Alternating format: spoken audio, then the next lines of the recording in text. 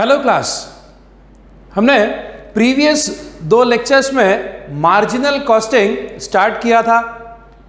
इसमें हमने कुछ बेसिक 1-2 क्वेश्चंस सॉल्व करके देखे और मार्जिनल कॉस्ट स्टेटमेंट कैसे बनाते हैं, कैसे प्रिपेयर किया जाता है, इसकी हमने स्टडी की। लेकिन इस 3rd लेक्चर से हम नोट्स के क्वेश्चन सॉल्व करना स्टार्ट कर रहे हैं। आप सभी स्टूडेंट्स को ग्रुप में कुछ नोट्स हमने शेयर किए हैं। एक टॉपिक यूनिट 4 का हमने ग्रुप में शेयर किया है। आप अगर उस नोट्स को देखेंगे तो उसके स्टार्टिंग में कुछ थोड़ा बेसिक फंडामेंटल थ्योरी पोर्शन जो मैंने फर्स्ट लेक्चर में आपको समझाया, सेकेंड लेक्चर में आपको समझाया, वो आपको दिया हुआ है। प्लस सारे फॉर्मूलेज दिए हुए हैं और भी कुछ फॉर्मूलेज है जिसको हम थोड़ा सा आगे बढ़ने के बाद एक ऐसा वीडियो लेक्चर आपके साथ शेयर करेंगे। उसमें इस यूनिट में यूज होने वाले सारे के सारे फॉर्मूले मैं आपको दूंगा। ठीक है, तो अभी आपके पास बेसिक जो इंपॉर्टेंट फॉर्मूलेज है वो नोट्स में आ गए। और भी कुछ फॉर्मूलेज है जो हम एक वीडियो लेक्चर के द्वारा आपके साथ शेयर करेंगे। सबसे मेन उस पीडीएफ फाइल में बहुत सारे क्वेश्चंस दिए हैं, प्रॉब्लम्स दिए हैं, वो सारे न्यूमेरिकल्स हमें इस बैच में सॉल्व करने हैं। आप देखेंगे उन नोट्स में अलग अलग सेक्शंस हैं। जैसे सबसे पहले प्रॉब्लम्स का सेक्शन है पेज नंबर 2 पर। ये सारे क्वेश्चंस हम क्लास वर्क में सॉल्व करेंगे। फिर आपको कुछ असाइनमेंट क्वेश्चंस का सेट दिया है, वो है पेज नंबर 4 पर।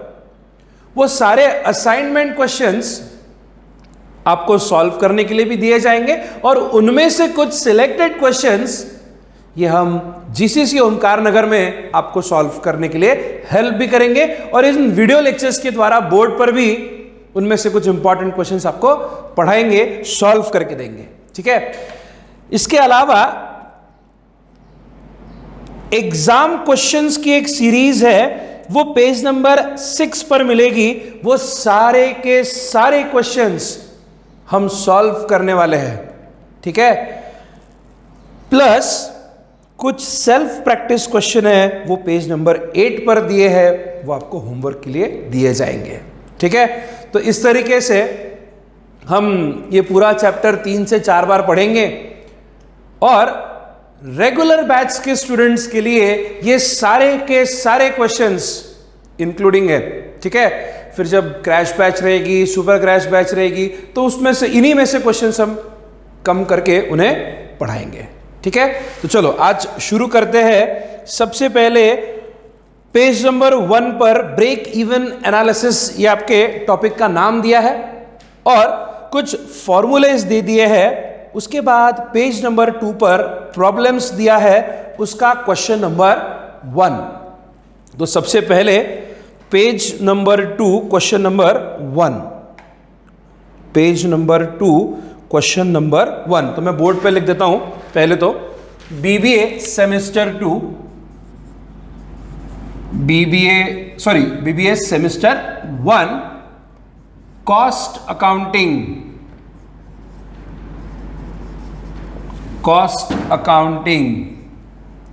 ठीक है, इसमें यूनिट 4 हम पढ़ रहे हैं, मार्जिनल कॉस्टिंग।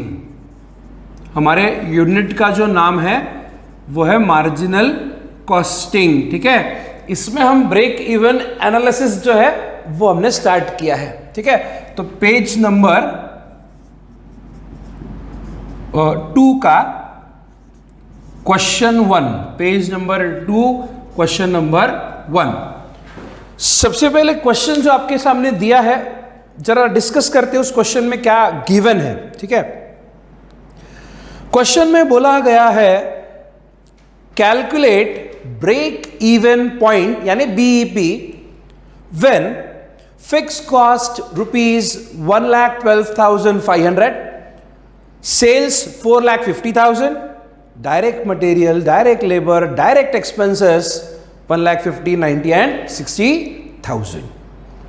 सर क्वेश्चन में सेल्स दे दिया, फिक्स कॉस्ट दे दी, वेरिएबल कॉस्ट अगर दे देते तो फटाफट से सॉल्व हो जाता। वेरिएबल कॉस्ट कहीं दिख नहीं रही है क्या सर? अरे बिल्कुल दिख रही है।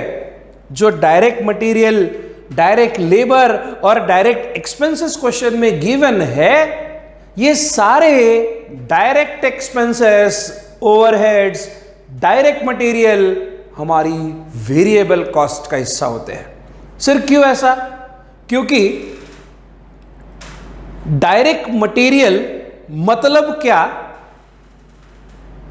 जैसे फर्नीचर के मैन्युफैक्चरिंग में प्लाई ये डायरेक्ट मटेरियल का काम करता है। मटेरियल ये दो प्रकार का होता है। स्टूडेंट्स ये बात को जरा ध्यान से समझिए। मटेरियल कितने प्रकार का होता है? दो प्रकार का होता है। एक होता है डायरेक्ट मटेरियल और एक होता है indirect material. What is direct material and what is indirect material? तो फर्नीचर के केस में प्लाई ये डायरेक्ट मटेरियल का काम करता है, लेकिन आपने देखा होगा कि प्लाई, माइका ये सब डायरेक्ट मटेरियल तो लगता ही है। इसी के साथ साथ कभी फेविकॉल यूज करना पड़ता है, कभी वो सेलो टेप से देखिए वो प्लाई की शीट पर माइका चिपकाने के लिए सेलो टेप यूज करते हैं। तो सेलो टेप भी मटेरियल है, फेविकॉल भी मटेरियल है, लेकिन ये डायरेक्ट मटेरियल नहीं है। फर्नीचर के मैन्युफैक्चरिंग में छोटे छोटे खीले मतलब नेल्स भी तो यूज होते हैं, वो भी तो मटेरियल है, लेकिन वो डायरेक्ट मटेरियल का हिस्सा नहीं है। सर क्यों डायरेक्ट मटेरियल का हिस्सा नहीं है? क्योंकि नेल्स की कॉस्ट, फेविकॉल की कॉस्ट, वो सेलो टेप जो यूज किया जा रहा है उसकी कॉस्ट, ये प्लाई और वो शीट की कॉस्ट जो है, मेन प्रोडक्ट मटेरियल की जो कॉस्ट है उसके कंपैरिजन में बिल्कुल निग्लिजिबल है, बहुत ही छोटी सी अमाउंट है। शर्ट की मैन्युफैक्चरिंग के केस में बटन पे भी तो खर्चा होता है। शर्ट बनता है तो बटन भी तो सिलनी पड़ती है, बटन भी तो लगती है, बट बटन का खर्चा, बटन ये जो मटेरियल है ये शर्ट की मैन्युफैक्चरिंग में एक नॉमिनल अमाउंट है। शर्ट बनाना है तो कपड़े पे जो खर्च होगा, तो कपड़ा ये डायरेक्ट मटेरियल, बटन ये इनडायरेक्ट मटेरियल। फर्नीचर के केस में ply, mica direct material, Fevicol, खीले ये सारा इनडायरेक्ट मटेरियल। इनडायरेक्ट मटेरियल ये वो होता है जिसका बर्डन ये बहुत ज्यादा मेन प्रोडक्ट की कॉस्ट पर नहीं गिरता। समझा क्या? तो ज्यादा मैन्युफैक्चरिंग करना है तो डायरेक्ट मटेरियल भी ज्यादा लगता है। इसलिए सारे डायरेक्ट एक्सपेंसेस, डायरेक्ट मटेरियल ये वेरिएबल कॉस्ट का हिस्सा होते हैं। तो अब इसके बाद याद रखिए, सारे डायरेक्ट एक्सपेंसेस, डायरेक्ट मटेरियल ये कौन सी कॉस्ट है? वेरिएबल कॉस्ट है। क्योंकि वेरिएबल कॉस्ट ये वो होती है which varies with the level of production. ठीक है, पॉइंट समझ में आ गया? तो चलिए सबसे पहले मार्जिनल कॉस्ट स्टेटमेंट बनाना पड़ेगा।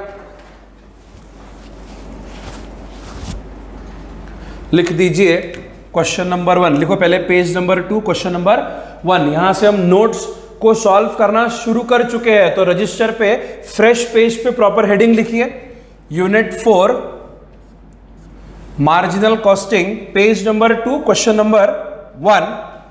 सबसे पहले marginal cost statement, marginal cost statement, ये मार्जिनल कॉस्ट स्टेटमेंट की शुरुआत होती है सेल्स से। तो सबसे पहले लिख दिया सेल्स। क्वेश्चन में देखो सेल्स कितने का है, शायद 4.5 लाख रुपए का है। हाँ सर, 4.5 लाख रुपए का सेल्स दिया है, 4,50,000। फिर सेल्स में से लेस करेंगे वेरिएबल कॉस्ट, तो वहां पर डायरेक्टली वेरिएबल कॉस्ट नहीं दी है, लेकिन 3 आइटम्स दिए हैं। कौन से? एक है डायरेक्ट मटेरियल, एक है डायरेक्ट मटेरियल, एक है डायरेक्ट लेबर। डायरेक्ट लेबर मतलब ही डायरेक्ट वेजेस होता है। और तीसरा है डायरेक्ट एक्सपेंसेस।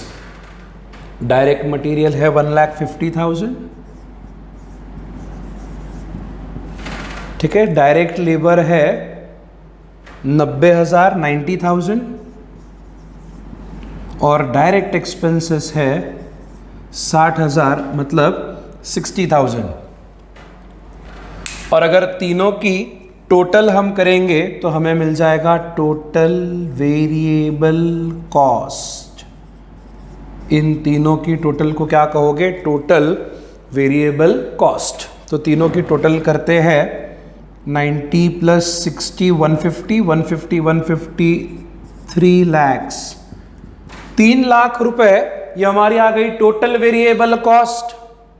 4.5 लाख के सेल्स में से 3 लाख रुपए माइनस करोगे तो बचेगा 1,50,000, 1,50,000। इस 1,50,000 को कहेंगे कंट्रीब्यूशन। 1,50,000 को क्या कहेंगे? कंट्रीब्यूशन। फिर इस कंट्रीब्यूशन में से लेस करेंगे fixed cost. Contribution less fixed cost. Question में देखिए फिक्स्ड कॉस्ट कितनी है? 1,12,500 रुपए। तो फिक्स कॉस्ट 1,12,500। 1,50,000 में से 1,50,000 माइनस, कैलकुलेटर पे भी आप यूज कर सकते हो, 1,50,000 माइनस 1,12,500, दैट कम्स टू 37,500। 37,500। 1,50,000 में से 1,12,500 माइनस करो, बचेंगे 37,500। इसे कहेंगे प्रॉफिट। ये हमारा हो जाएगा नेट प्रॉफिट, ठीक है। स्टेटमेंट बन गया। क्वेश्चन में कैलकुलेट करने बोला है बीईपी, तो बीईपी का फॉर्मूला क्या है बताइए? Fixed cost divided by profit volume ratio. तो क्वेश्चन में फिक्स कॉस्ट तो हमारे पास है, लेकिन पीवीआर नहीं है, तो पहले पीवीआर कैलकुलेट करना पड़ेगा। नंबर 1 प्रॉफिट वॉल्यूम रेशियो मतलब पीवीआर। अब पीवीआर का फॉर्मूला क्या है sir? Contribution divided by sales. Contribution divided by sales into 100। Contribution कितना सर? कंट्रीब्यूशन आया था 1,50,000, तो कंट्रीब्यूशन में लिख देंगे 1,50,000 अपॉन सेल्स की वैल्यू कितनी है? 4.5 लाख रुपए, तो डिवाइडेड बाय 4.5 लाख रुपए इनटू 100। तो कैलकुलेटर पे कैलकुलेट कीजिए 1,50,000 डिवाइडेड बाय 4,50,000 इनटू 100। सर वो कैलकुलेटर पे बहुत सारे रिकरिंग फिगर्स आ रहे हैं, कोई बात नहीं, समझ लीजिए। फिगर है 33.33 रिकरिंग परसेंट। पीवीआर ये परसेंटेज में लिखा जाता है, तो लिखिए 33.33 रिकरिंग परसेंट, ठीक है। हमें डेसिमल के बाद 2 ही डिजिट लिखना है और रिकरिंग है इसलिए उसको रिकरिंग का साइन दे दिया। अब पीवीआर मिल गया, अब बीईपी निकाल सकते हैं। BEP in rupees. BEP in rupees. BEP का फुल फॉर्म है ब्रेक इवन पॉइंट, लेकिन बीईपी का मतलब क्या होता है? नो प्रॉफिट नो लॉस की सिचुएशन। मैं रिपीट करता हूं, ध्यान दीजिए। बीईपी का फुल फॉर्म क्या है? Break even point. लेकिन मतलब क्या है बीईपी का? नो प्रॉफिट नो लॉस की सिचुएशन। तो BEP no profit no loss की सिचुएशन कैलकुलेट करने के लिए fixed cost divided by PVR करना पड़ेगा। Fix cost divided by PVR. अब फिक्स कॉस्ट कितनी है? फिक्स कॉस्ट गिवन है 1,12,500, 1,12,500 अपॉन 33.33 रिकरिंग परसेंट। ठीक है, 33.33 रिकरिंग परसेंट। अब फोकस दीजिए यहां पर, वीडियो पर ध्यान दीजिए प्रॉपर। ठीक है, 33.3 रिकरिंग है, इसलिए रिकरिंग 3 ले लिए। सर कितने रिकरिंग 3 लेंगे? एटलीस्ट 6 डिजिट लेना। ठीक है, percent 1,12,500 divided by 33.333 recurring percent, तो वो एग्जैक्ट फिगर है 3,37,500। इतना आ रहा है कि आपके कैलकुलेटर पे एक बार देख लीजिए। ठीक है, कितना आ रहा है? 3,37,500। मैं फिर से एक बार करके बताता हूं, यहां कहीं पर भी इक्वल टू नहीं दबाया है। ठीक है, देखिए 1,12,500 ये आपका fix cost divided bye, divide के बटन दबा दी, 33.33333 रिकरिंग लिया और परसेंटेज का साइन दबाया, बस। तो आपका आंसर आया 3,37,500। नो प्रॉफिट नो लॉस की सिचुएशन ये है 3,37,500। इसका ये मतलब हुआ सर कि अगर हम 3,37,500 का सेल करेंगे तो हमारा बिजनेस ना प्रॉफिट में रहेगा ना लॉस में रहेगा। That is break even point. तो ये पहला क्वेश्चन समझाया सभी को। ठीक है, फटाफट से आपके पास लिख लीजिए पहला क्वेश्चन, फिर मैं चलता हूं सेकंड क्वेश्चन की तरफ। उसी पेज पर, पेज नंबर 2 का क्वेश्चन नंबर 2, पेज नंबर 2 का क्वेश्चन नंबर 2 ये लिख लीजिए पहले क्वेश्चन 1 फटाफट से, बेसिक क्वेश्चन था।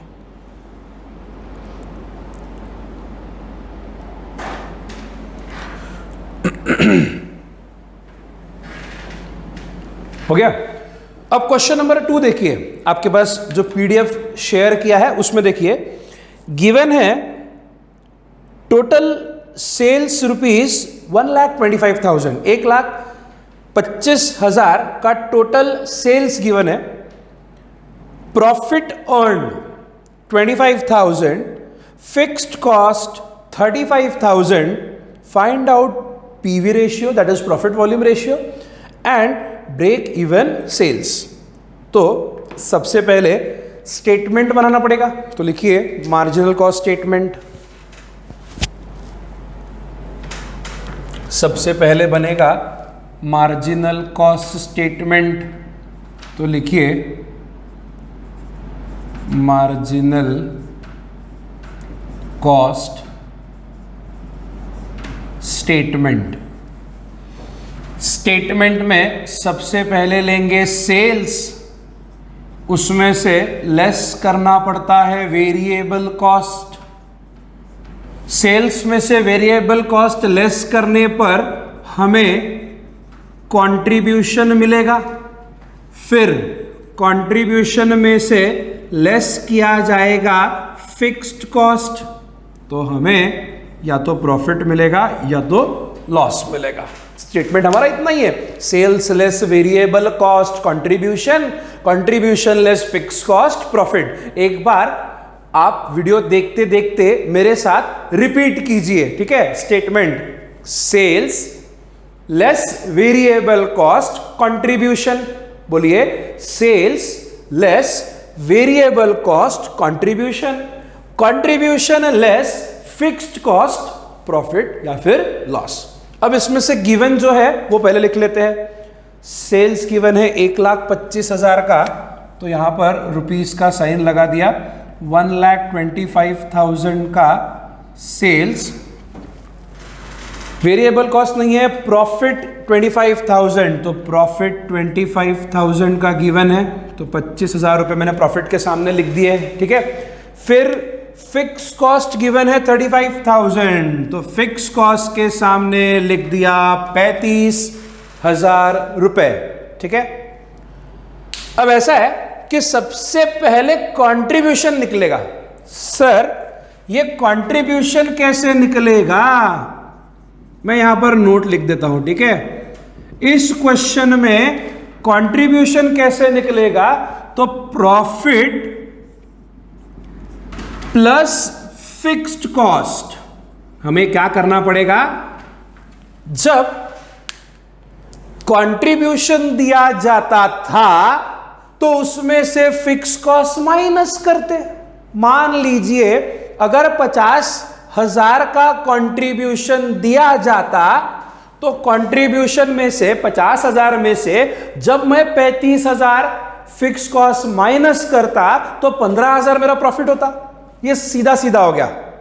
पर यहां पर हमें कंट्रीब्यूशन दिया हुआ नहीं है, तो जो नहीं दिया है वो मैं x मान लेता हूं। x फिगर में से 35 माइनस करूंगा तो 25 आएगा ना।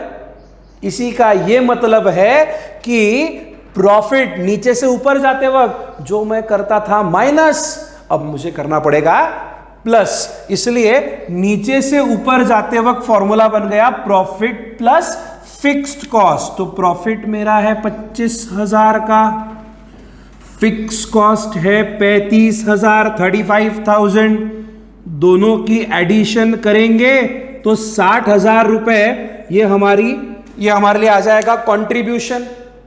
तो कंट्रीब्यूशन का अमाउंट हमें मिल गया कितना, 60,000। ये देखिए आप क्रॉस वेरीफाई भी कर लीजिए उसे। 60,000 में से 35,000 की फिक्स कॉस्ट आप माइनस करोगे तो 25,000 का आपको प्रॉफिट बच जाएगा, ठीक है। तो कंट्रीब्यूशन कैसा मिल गया, समझ गया। कंट्रीब्यूशन का फॉर्मूला याद रहेगा क्या, प्रॉफिट प्लस फिक्स कॉस्ट। नहीं भी याद रहेगा चलेगा, कंसेप्ट है, ठीक है। नीचे से ऊपर जाएंगे, जो करते थे माइनस अब करना पड़ेगा प्लस। ये हो गया। अब हमें चाहिए वेरिएबल कॉस्ट। अब हमें चाहिए variable cost. Sir variable cost कैसे मिलेगी, क्या करना पड़ेगा, sales less contribution. Variable cost कैसे आएगी, सेल्स लेस कंट्रीब्यूशन।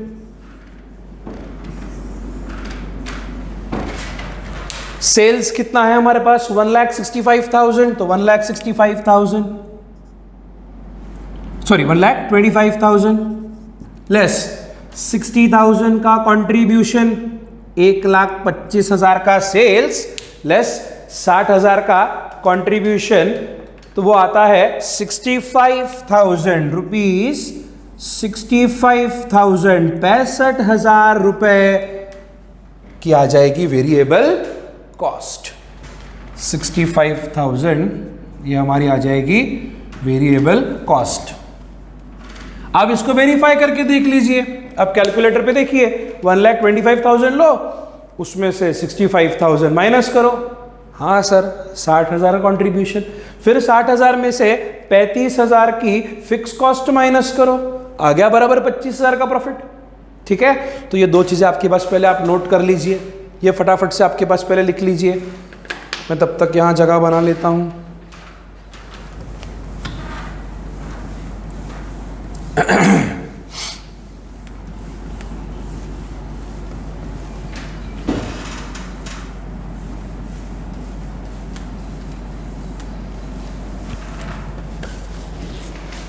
लिख लिया। अब क्वेश्चन में हमसे क्या पूछा गया था, एक पीवीआर और दूसरा बीईपी। तो मैं सबसे पहले profit volume ratio PVR, formula है contribution divided by sales into 100। Contribution divided by sales into 100। Contribution कितना, 60,000, 60,000 तो यहाँ वैल्यू लिख दी मैंने 60,000 का कंट्रीब्यूशन डिवाइडेड बाय सेल्स कितना 1,25,000, तो 1,25,000 का हमने सेल्स ले लिया इनटू 100। तो कैलकुलेटर पे कैलकुलेट करो 60,000 डिवाइडेड बाय 1,25,000 इनटू 100, ये आ रहा है 48%। ये आ जाएगा पीवीआर 48%, ये आ जाएगा पीवीआर प्रॉफिट वॉल्यूम रेशियो। फिर second BEP in rupees, break even point in rupees. Formula बताइए, fixed cost divided by PVR, fixed cost divided by PVR. Fix cost कितनी 35,000, 35,000। पीवीआर आया 48%, पीवीआर आया 48%। अब ये कैसे कैलकुलेट करते हैं सर? तो कैलकुलेटर ले लिया 35,000 ले लिया डिवाइडेड बाय 48% इक्वल टू नहीं दबाएंगे, तो अब यहां पर मुझे अमाउंट मिल रही है 72,916.66 रिकरिंग है। 0.66 का मतलब 66 पैसे। 66 पैसे ये 50 पैसे से बड़ी अमाउंट है, इस वजह से उसे राउंड अप करते वक्त लिखेंगे 72,917 रुपीज। ये हमारा आएगा ब्रेक इवन पॉइंट। लिख लीजिए क्वेश्चन 2।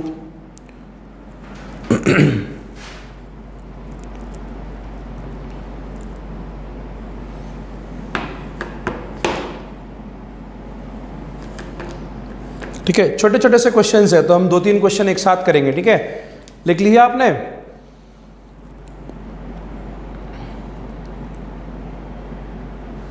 अब देखिए क्वेश्चन नंबर 3।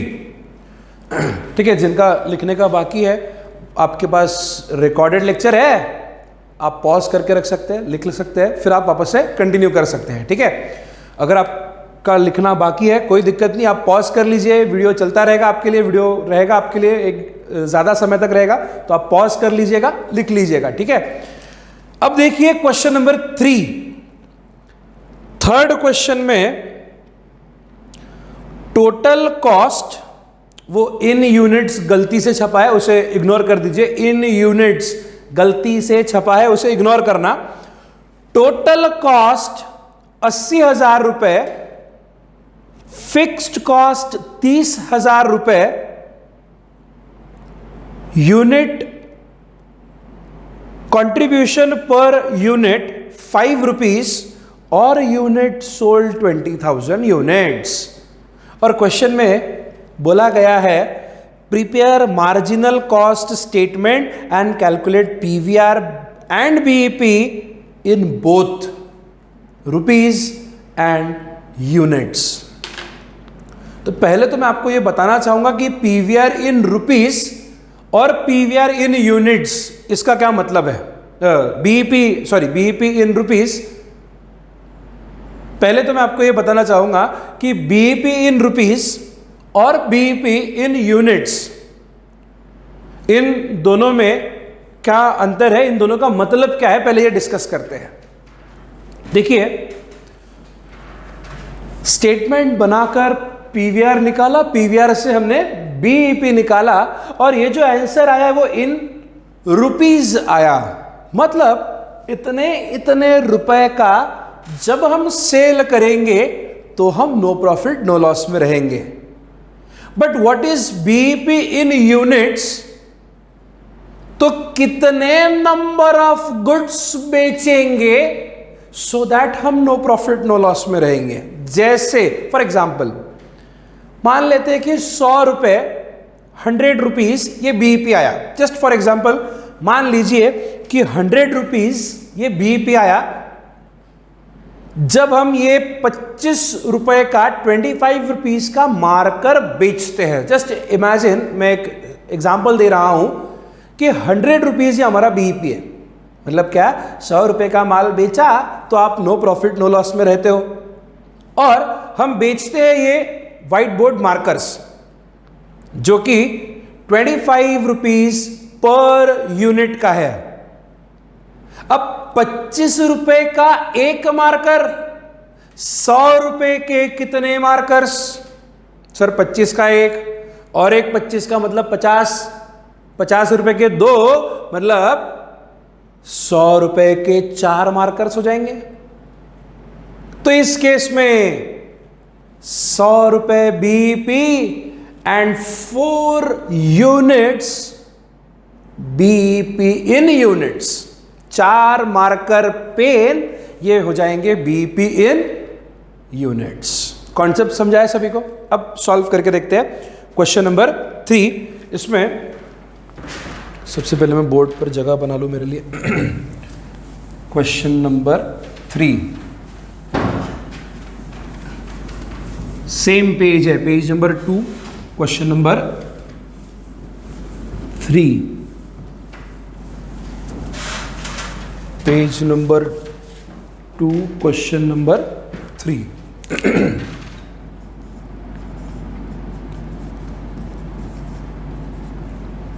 ठीक है, सबसे पहले क्वेश्चन में गिवन क्या है? सर टोटल कॉस्ट गिवन है। ठीक है, टोटल कॉस्ट कितना? टोटल कॉस्ट गिवन है 80,000 रुपए। टोटल कॉस्ट है ₹80,000।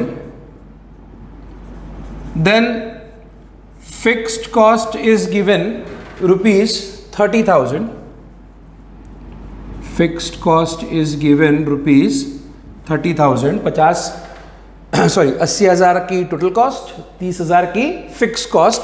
तो इसके ऊपर से हमें मिल जाएगी वेरिएबल कॉस्ट।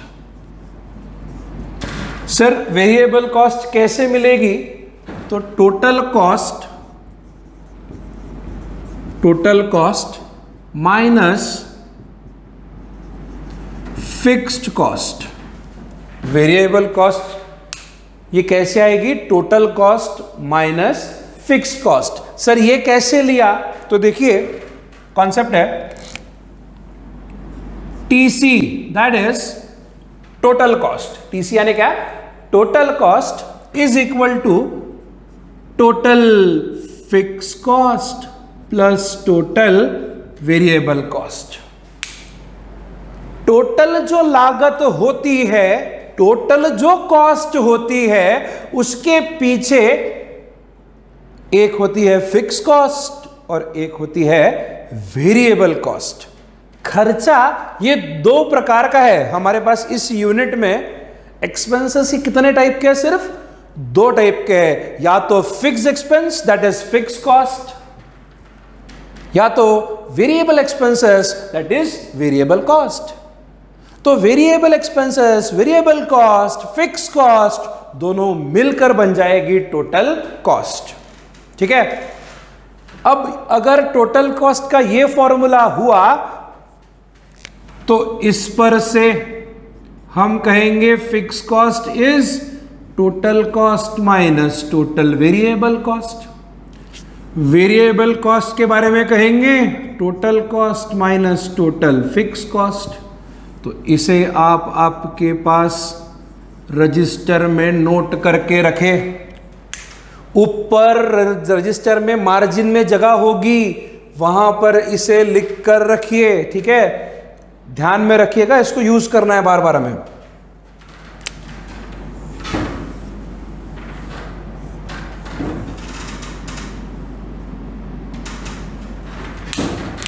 अब देखिए वैल्यूज पुट करते हैं। 80,000 की टोटल कॉस्ट, 30,000 की फिक्स कॉस्ट, तो कितना बचा? 50,000 वेरिएबल कॉस्ट। अब मिल गई वेरिएबल कॉस्ट। अब हमारे पास क्वेश्चन में गिवन है कंट्रीब्यूशन पर यूनिट और यूनिट सोल्ड, लेकिन अब क्वेश्चन में बनाने बोला है मार्जिनल कॉस्ट स्टेटमेंट। तो लिखेंगे मार्जिनल कॉस्ट स्टेटमेंट,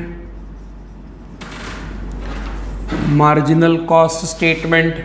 ठीक है, मार्जिनल कॉस्ट स्टेटमेंट में सबसे पहले शुरुआत किससे होती है? सेल्स से। तो सेल्स कैसे आएगा? सर यूनिट सोल्ड दिया है लेकिन टोटल सेल्स नहीं दिया है, कोई बात नहीं, उसके लिए जगह छोड़ देते हैं। सेल्स में से लेस किया जाएगा वेरिएबल कॉस्ट। तो वेरिएबल कॉस्ट हमारे पास है, कितना है? 50,000 है। इस पर से हमें मिलेगा कंट्रीब्यूशन, लेकिन हमारे पास क्वेश्चन में कंट्रीब्यूशन पर यूनिट ये 5 है, 5 रुपए पर यूनिट। सिंगल यूनिट का कंट्रीब्यूशन 5 रुपए है और यूनिट सोल्ड ये 20,000 है। तो यूनिट सोल्ड 20,000 है, तो 5 रुपए इंटू 20,000 यूनिट्स, तो वो हो जाएगा 1 लाख। ये 1 लाख रुपए हमारा आ जाएगा कंट्रीब्यूशन। ठीक है, सॉरी।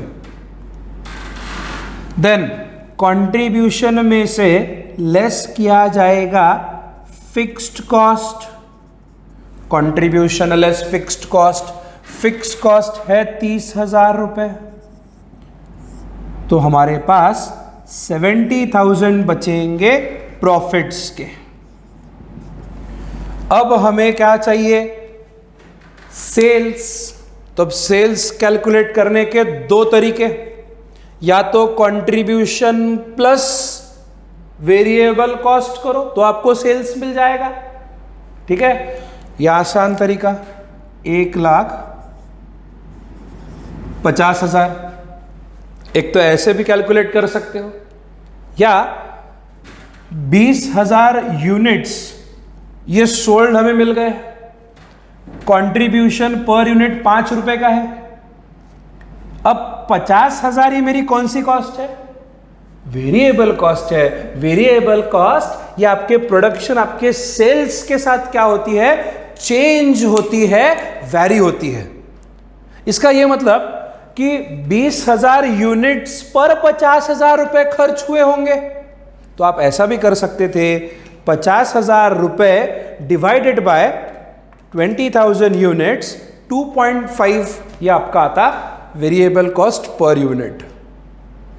तो 5 प्लस 2.5 यानी 7.5, उससे मल्टीप्लाई करते 20,000, तब भी आपका वह आंसर 1,50,000 आता। लेकिन ठीक है, उतना कॉम्प्लिकेटेड करने की जरूरत नहीं है। Simple 20,000 units into 5 rupees, that is 1 lakh, 1 lakh contribution. तो कॉन्ट्रीब्यूशन प्लस वेरिएबल कॉस्ट हमारा क्या आ गया? सेल्स। अगर किसी को समझा नहीं है तो मैं यहां नोट लिख देता हूं, सेल्स कैसे निकाला है। सेल्स कैसे निकाला है? कंट्रीब्यूशन प्लस वेरिएबल कॉस्ट, ये कॉन्सेप्ट को यूज करके हमने क्या किया है? सेल्स निकाला है 1,50,000 का। ये बन गया हमारा स्टेटमेंट। क्वेश्चन में सबसे पहले हमें स्टेटमेंट बनाने बोला था, स्टेटमेंट बन गया। अब क्वेश्चन में बोला है पीवीआर कैलकुलेट करने के लिए, तो सबसे पहले पीवीआर निकालते हैं, प्रॉफिट वॉल्यूम रेशियो। क्या फॉर्मूला है? Contribution divided by sales into 100। PVR is equal to contribution divided by sales into 100। Contribution 1 lakh रुपए, कंट्रीब्यूशन 1 लाख रुपए डिवाइडेड बाय सेल्स 1.5 लाख रुपए, दैट इज 1,50,000। तो 1 लाख